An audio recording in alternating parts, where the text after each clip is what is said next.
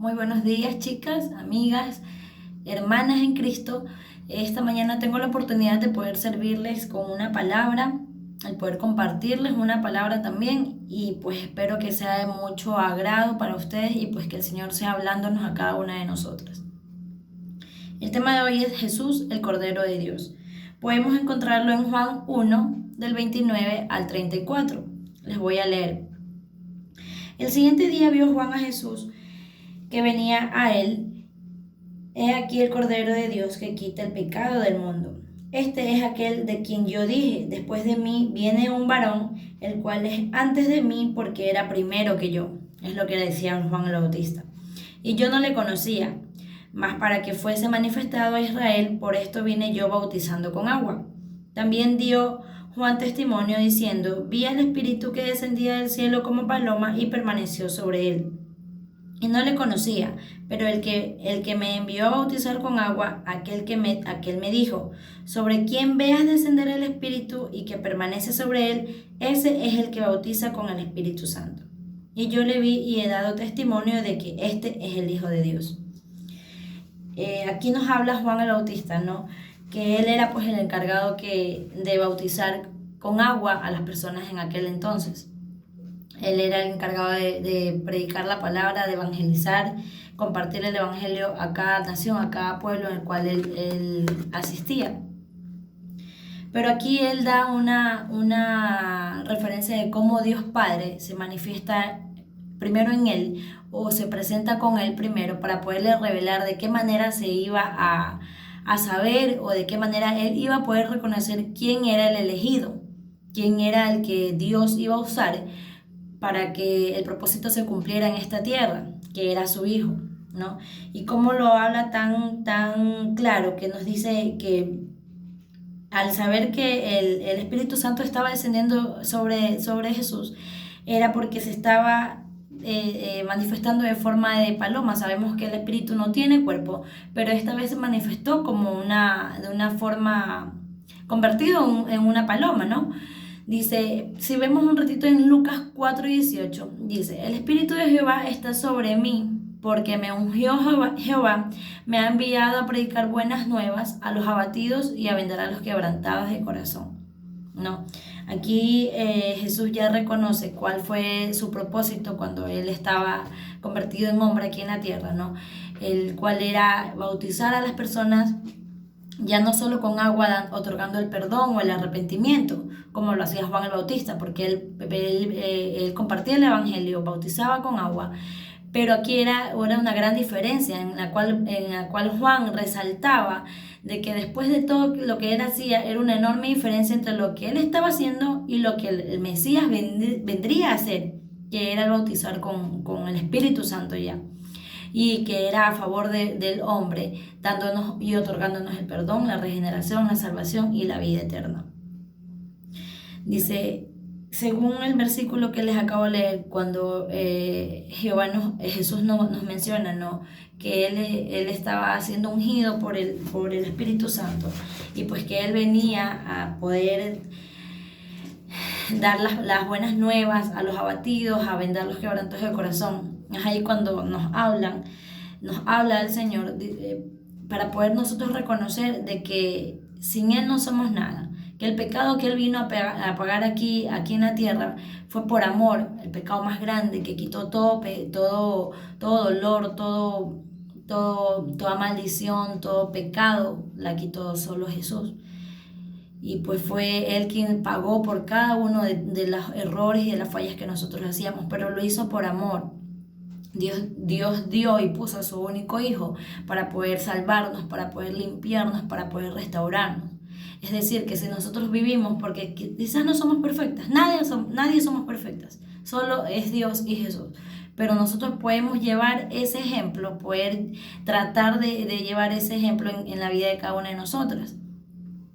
Porque como les digo, no somos perfectas, estamos para equivocarnos y poder enmendar nuestros errores, el poder llegar a los pies de Cristo, pedirle perdón y pues decirle que pues nuestras cargas, nuestras angustias, nuestras preocupaciones se las damos a Él por completo, para que Él tome el control y pueda hacer esa carga en nosotras más ligera. y pues pueda ayudarnos a seguir adelante. Porque recuerden que sin Dios no somos nada en nuestras vidas, ¿no? Dice, pero también ¿por qué lo llaman Cordero de Dios, que quita el pecado del mundo? Dice, algunos daban referencia a que era por su carácter, ya que era manso y humilde de corazón, como dice la palabra. Y pues por supuesto que lo era. Pero sabemos que el cordero era un animal que lo usaban en ese entonces para poder otorgar o poder ofrecer un sacrificio. Leía yo unos textos y pues explicaban y daban la diferencia que no tan solo era el cordero que lo usaban, habían otros animales también, pero que la sangre de los otros animales era algo que solo, como quien dice, tapaba, algo que cubría solo el pecado. Pero sabemos que la sangre de Cristo aquí vino a limpiarnos, vino a quitar todo pecado. No dice que solo vino a tapar algo, sino simplemente a quitarlo de nuestras vidas. A poder limpiarnos, a poder restaurarnos, a poder salvarnos, ¿no? de todo mal. En Isaías 53, 6 al 7, les voy a leer un poquito que nos dice: todos nos descarriamos como ovejas, cada cual se apartó por su camino, mas Jehová cargó en el pecado de todos nosotros. Angustiado él y afligido no abrió su boca, como cordero fue llevado al matadero, y como oveja delante de sus trasquiladores, enmudeció y no abrió la boca. ¿Por qué? Porque el objetivo del sacrificio de Cristo aquí en la tierra tenía un alcance universal, porque decía, quita el pecado del mundo. No solo era para el hombre de una tribu, de un pueblo o de una nación. Él hablaba de todo el mundo. Quiere decir que si nosotros hemos cometido, o quizá alguien o algunas de nosotras estamos cometiendo algún error, no pensemos que no tenemos el perdón de Dios. Podemos buscar al Señor, podemos volver a sus pies, pero sí con un corazón arrepentido, con un corazón humilde, humillado hacia Él, y el poder reconocer el error que estamos cometiendo o que lo hemos cometido, y que pensamos que no tenemos el perdón de Dios. Pues el Señor está presto, con sus brazos abiertos, llenos de amor, el poder recogernos nuevamente, porque Él nos hace saber que somos princesas de Él, que somos la niña de sus ojos. Pero para poder reconocer de que lo que estamos cometiendo ahora o que lo hemos cometido, no volverlo a hacer, no, el poder arrepentirnos de corazón, de poder llevar hacia sus pies un corazón arrepentido, genuino, el poder saber que Él nos va a ayudar, Él nos va a transformar, Él nos va a restaurar de aquello, pero sí sabiendo de que no podemos volver atrás. Que si buscamos de su perdón es para poder seguir y continuar, dejar eso que nos estaba afligiendo, nos estaba dejando pasar por tantas cosas, preocupaciones, angustias, quizás enfermedades, porque muchas veces nosotros permitimos eso en nuestras vidas. Pero estamos aquí para que el Señor nos limpie, para que el Señor nos lleve hacia adelante y no poder volver atrás a cometer lo mismo.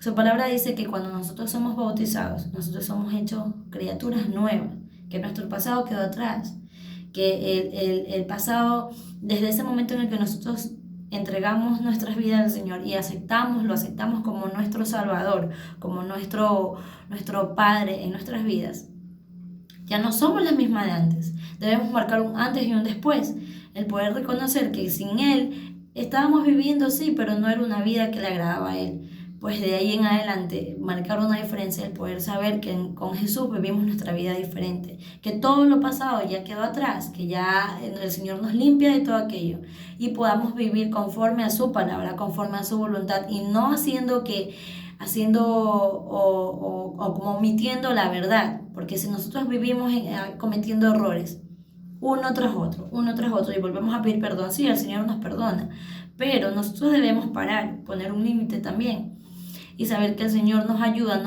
siempre nos rescata de aquello malo, pero si nosotros no lo volvemos a hacer, tratamos e intentamos de no volverlo a hacer, pidiendo siempre su ayuda y no alejándonos de Él. Dice, porque el pecado fundamental que hablan tanto de aquí, que Él es el pecado del mundo, fue el vivir sin Dios. Él vino a limpiar eso, Él vino a rescatar a aquellas personas, aquellas almas que no reconocían quién era el Mesías que en ese entonces iba a llegar. Pero Dios Padre mandó a su Hijo para poder saber el momento en el que Él estaba siendo escogido para poder librar naciones, para librar pueblos de aquella ira del Señor. En ese entonces, evidentemente, los judíos no esperaban a un Mesías de este tipo, porque de hecho los mismos discípulos, para ellos se les hizo muy duro, muy difícil el creer que el Mesías que venía venía a sufrir, venía a ser abatido, a hacer tantas cosas malas que le hicieron a Jesús. No lo creían, porque quizás ellos esperaban a una persona al cual podía rescatarlos o salvarlos de sus enemigos. Y por ese motivo fue que su pueblo lo rechazó en aquel entonces. Dice, ¿por qué es necesario que haya un sacrificio para quitar el pecado? Si leemos un poquito o anotan un poquito, en 6:23 dice, la palabra dice, porque la paga del pecado es muerte, mas la dádiva de Dios es vida eterna en Cristo Jesús nuestro Señor. Es ahí cuando les decía, nosotros sabemos que el pecado no está bien, no es bueno para Dios, no es agradable para el Señor, no es permitido quizá, pero si nosotros lo cometemos, cometimos un error, está bien, porque no somos perfectas. Le pedimos al Señor siempre día a día que nos ayude a vivir conforme a su voluntad y seguir su ejemplo.